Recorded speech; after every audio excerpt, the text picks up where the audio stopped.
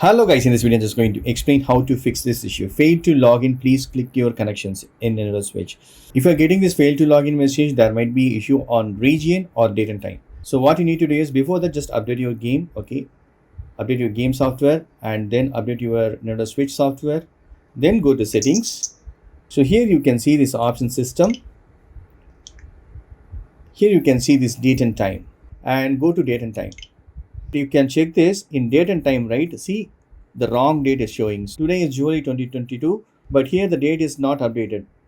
2 years back date is showing here.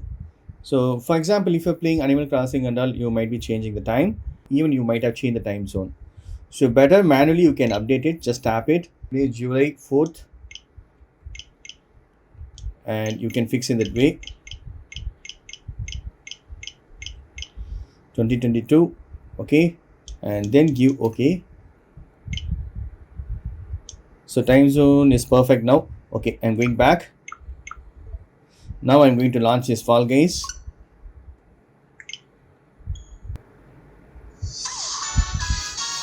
Now I'm going to start it.